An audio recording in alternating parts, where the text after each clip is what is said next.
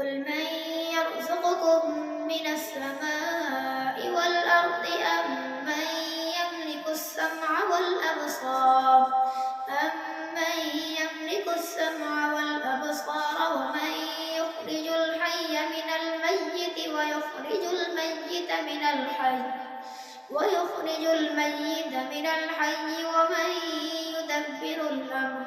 فسيقولون الله فقل أفلا تتقون فذلكم الله ربكم الحق فماذا بعد الحق إلا الضلال فأنى تصرفون كذلك حقت كلمة ربك على الذين فسقوا أنهم لا يؤمنون قل هل من شركائكم من يبدأ الخلق ثم يعيده قل الله يبدأ الخلق ثم يعيده فأنى تؤفكون قل هل من شركائكم من يهدي إلى الحق قل الله يهدي للحق أفمن يهدي إلى الحق أحق أن يتبع أم من لا يهدي إلا أن يهدى فما لكم كيف تحكمون وما يتبع أكثرهم إلا ظنا إن الظن لا يغني من الحق شيئا إن الله عليم بما يفعلون وما كان هذا القرآن أن يفترى من دون الله ولكن تصديق الذي بين يديه وتفصيل الكتاب لا ريب فيه من رب العالمين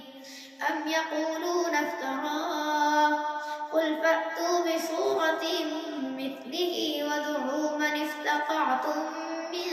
دون الله إن كنتم صادقين بل كذبوا بما لم يحيطوا بعلمه ولما يأتهم تأويله كذلك كذب الذين من قبلهم فانظر كيف كان عاقبة الظالمين ومنهم من يؤمن به ومنهم من لا يؤمن به وربك أعلم بالمفسدين وإن كذبوك فقل لي عملي ولكم عملكم أنتم بريئون مما أعمل وأنا بريء مما تعملون ومنهم من يستمعون إليك أفأنت تسمع الصم ولو كانوا لا يعقلون ومنهم من ينظر إليك أفأنت تهدي العمي ولو كانوا لا يبصرون إن الله لا يظلم الناس شيئا ولكن الناس أنفسهم يظلمون ويوم يحشرهم كأن لم يلبثوا إلا ساعة من النهار يتعارفون بينهم قد خسر الذين كذبوا بلقاء الله وما كانوا مهتدين وإما نرينك بعض الذي نعدهم أو نتوفينك فإلينا مرجعهم ثم الله شهيد على ما يفعلون ولكل أمة رسول فإذا جاء رسولهم قضي بينهم بالقسط وهم لا يظلمون ويقولون متى هذا الوعد إن كنتم صادقين قل لا أملك لنفسي ضرا ولا نفعا إلا ما شاء الله لكل أمة أجل فإذا جاء أجلهم لا يستأخرون لكل أمة أجل إذا جاء أجلهم فلا يستأخرون ساعة ولا يستقدمون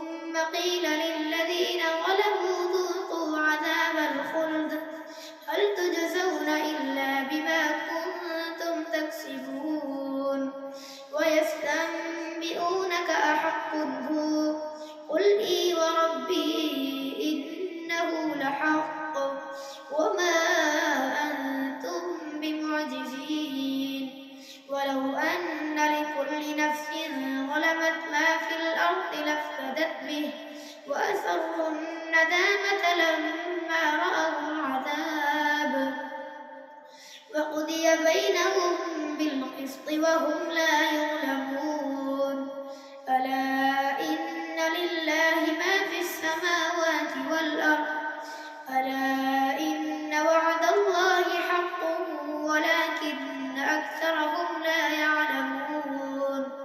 ويحيي ويميت وإليه ترجعون يا أيها الناس قد جاءتكم موعظة من ربكم وشفاء لما في الصدور وهدى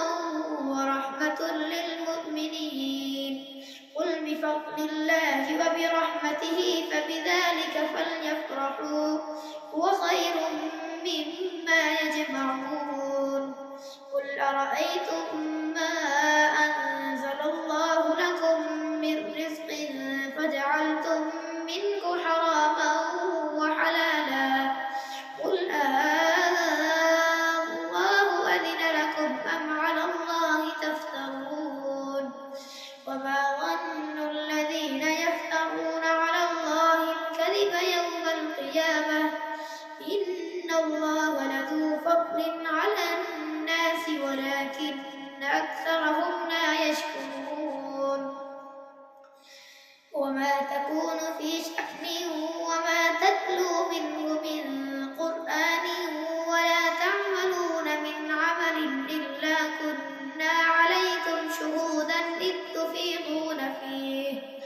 وما يعزب عن ربك من مثقال ذرة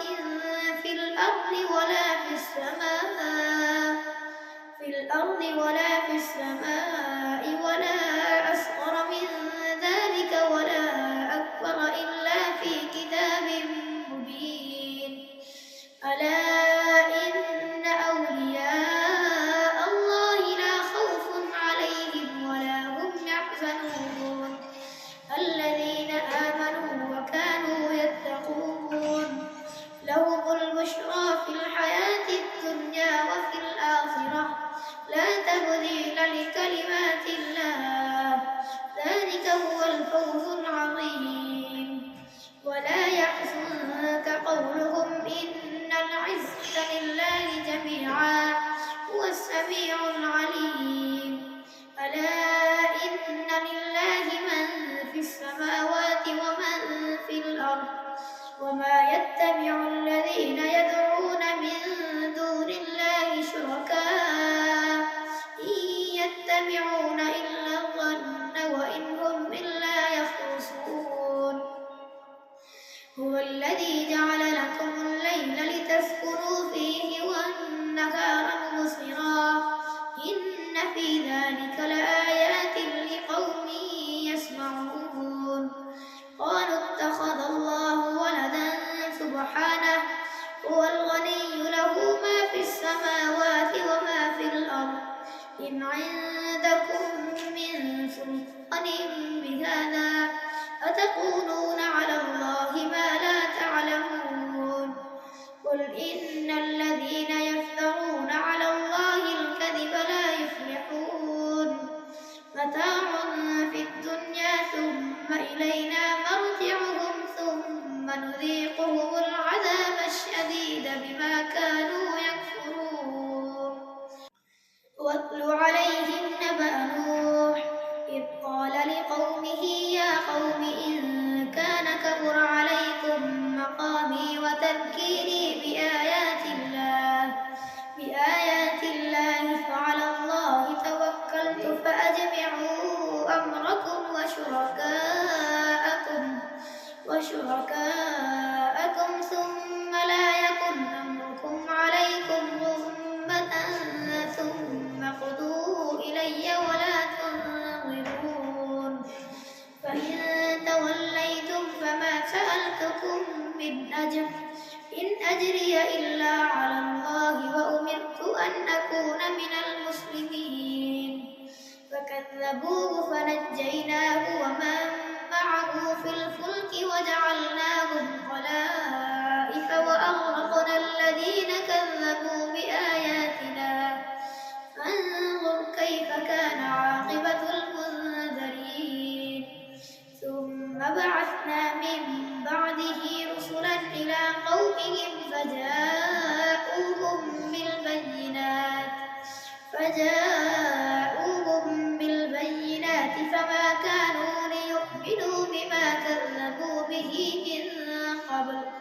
كذلك نطبع على قلوب المعتدين ثم بعثنا من بعدهم موسى وهارون إلى فرعون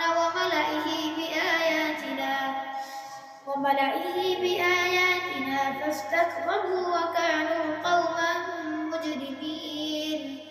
فلما جاءهم الحق من عندنا قالوا إن هذا لسحر مبين قال موسى أتقولون للحق لما جاءكم أسحر هذا ولا يفلح الساحرون قالوا أجئتنا لتلفتنا عما وجدنا عليه آباءنا وتكون لكما الكبرياء في الأرض وما نحن لكما بمؤمنين وقال فرعون ائتوني بكل ساحر عليم فلما جاء السحرة قال لهم موسى ألقوا ما